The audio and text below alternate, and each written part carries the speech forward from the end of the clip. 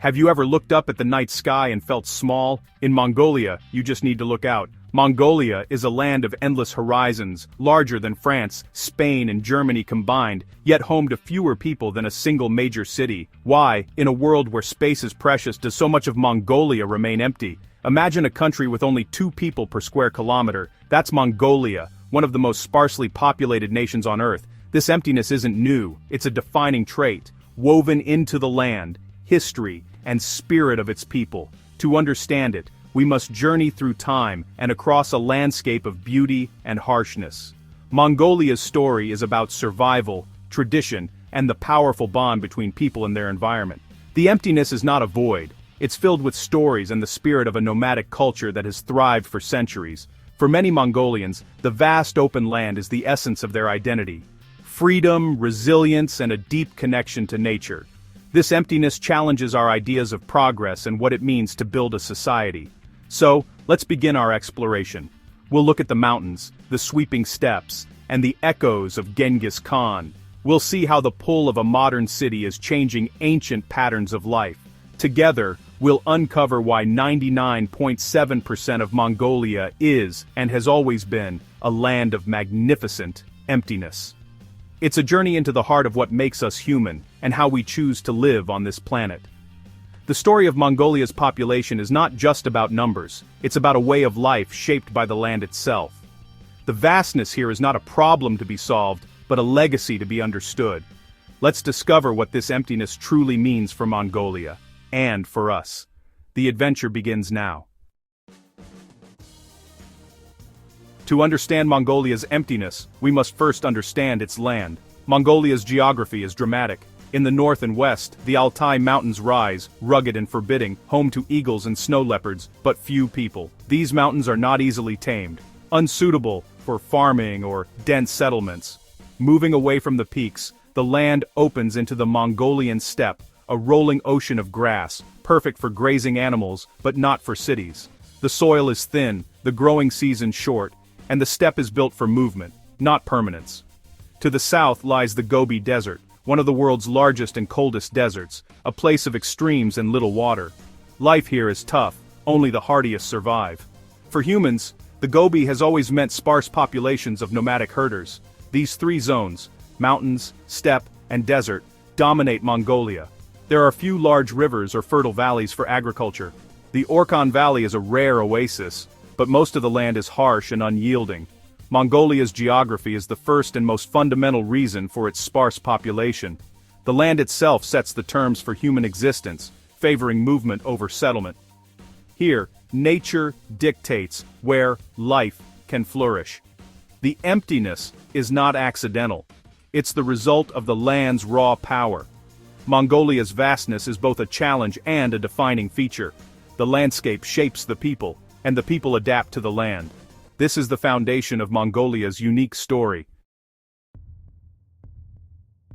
If geography sets the stage, climate directs the play. Mongolia's climate is as extreme as its landscape. Long, brutal winters and short, hot summers. Temperatures can plunge to -40 degrees Celsius, freezing the ground and threatening entire herds. Summers bring heat, but little rain. Mongolia is a dry country, with most precipitation falling in just a few months. Water scarcity makes large-scale agriculture nearly impossible. The combination of cold and dryness creates a tough environment for survival. Building permanent infrastructure is expensive and difficult. Pipes freeze, roads vanish under snow, and heating demands are immense. These challenges have always discouraged large, permanent settlements.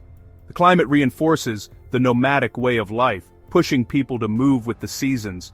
It dictates what can be grown, where animals can graze, and how homes are built.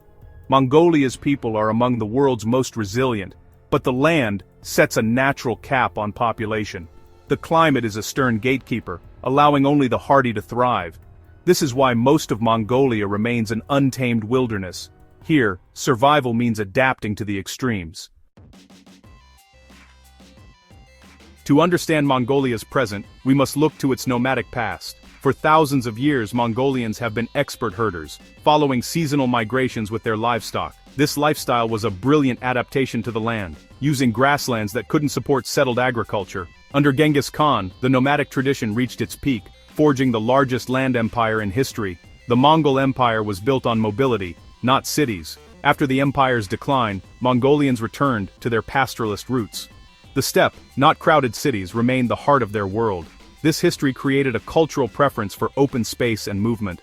Unlike other cultures, Mongolia never shifted to large-scale farming. The land and climate didn't allow it. The horse, the herd, and the endless steppe became symbols of identity and pride. A dense population was never the goal. A sparse, mobile one was key to survival. The echoes of the Great Khan still shape Mongolia's empty landscapes. The nomadic legacy endures in every corner of the steppe. Nomadism isn't just history, it's a living culture in rural Mongolia. Nearly a third of Mongolians still live a traditional or semi-nomadic life, moving with their herds across the steppe. Wealth is measured in livestock, not money. The jur, a portable felt tent, remains the center of family life.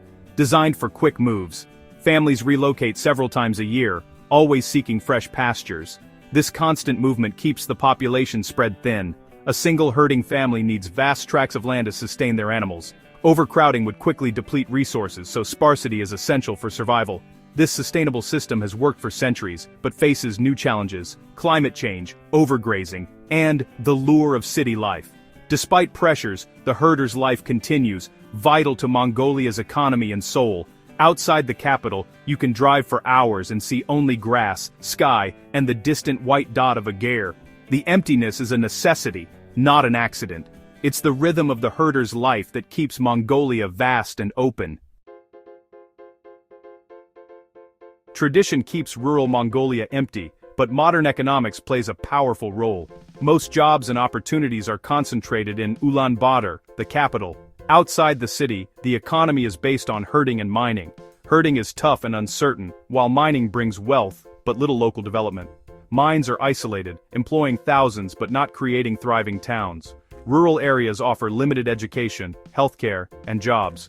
Ulaanbaatar promises a different life: universities, hospitals, and a growing service sector. This economic pull draws people from the countryside to the city. Mongolia lacks a network of medium-sized towns. It's all or nothing. If you leave rural life, your destination is almost always Ulaanbaatar. The rest of the country remains empty, preserved by both tradition and economic reality. The rural economy requires sparsity, the urban economy is centralized. This divide shapes Mongolia's unique population pattern. The result of this migration is Ulaanbaatar, a city bursting at the seams. Nearly half of Mongolia's population lives here, while the rest of the country is nearly empty. Modern skyscrapers rise beside sprawling ger districts. People come for education, healthcare, jobs, and a taste of modern life. The city is a beacon of opportunity, but rapid growth brings problems. Ulaanbaatar wasn't built for so many. Traffic jams and housing shortages are constant.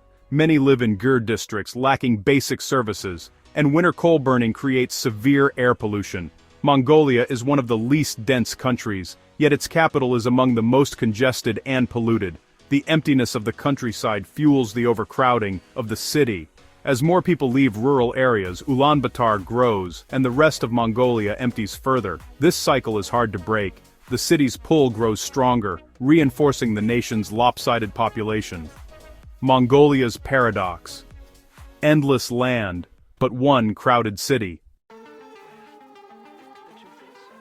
Mongolia's emptiness is the result of powerful forces, necessity, and choice.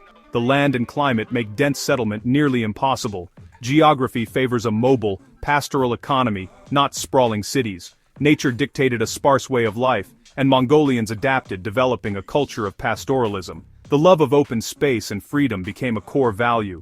In modern times, economic centralization pulls people to Ulaanbaatar.